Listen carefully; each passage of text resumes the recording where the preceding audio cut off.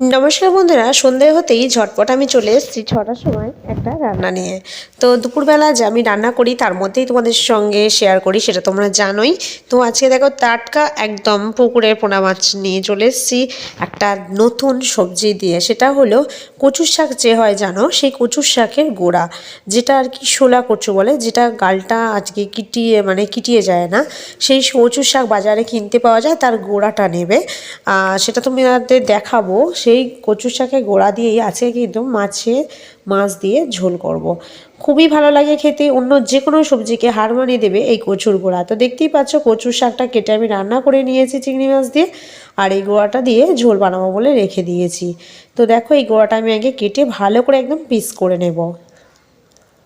তো দেখো আমার একদম পিস করা হয়ে গেছে। কেমন লাগছিলো দেখতে, আর দেখো পিস করতে দেখো কত সুন্দর লাগছে। একদম লম্বা মাঝখানটা করে, ধারেগুলো হালকা হালকা করে পাতলা পাতলা করে করেছি।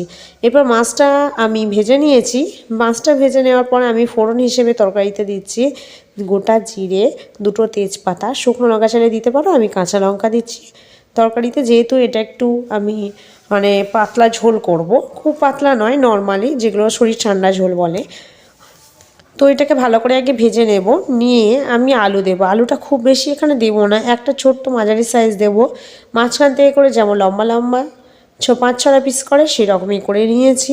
এরপর দিয়ে দেবো পেঁয়াজ, দিয়ে সব কটা আগে ভালো করে ভেজে নেব। নিয়ে এর মধ্যে দেবো একটু টমেটো কুচি, কারণ কচু শাক মানে হালকা গালে ধরতেই পারে, তাই একটু টমেটো দিলাম।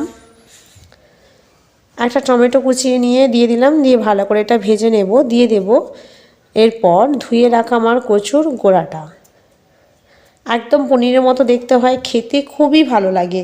কেউ যদি একবার এই তরকারিটা বানাও না, সে দ্বিতীয়বার বানাবেই, নিজেই বানাবে।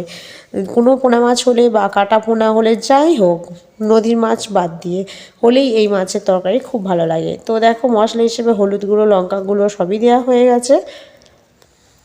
আর এই মশলা একদম ঘরোয়া ব্যবহার করা হয়, যেমন সাধারণ শরীরে উপকার করার জন্য যে ঝোল বানানো হয় সেটাই, সঙ্গে একটু আদা বাটা।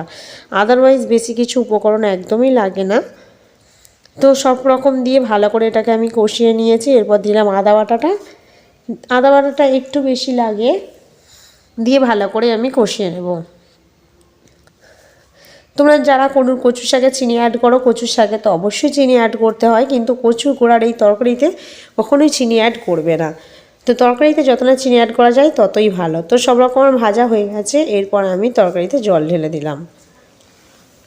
যখন এটা ফাইনালি তরকারি হয়ে যাবে না, খেতে এত সুন্দর লাগে। এই কচুর গোড়াগুলো মনেই হয় না যে এগুলো কচু শাক।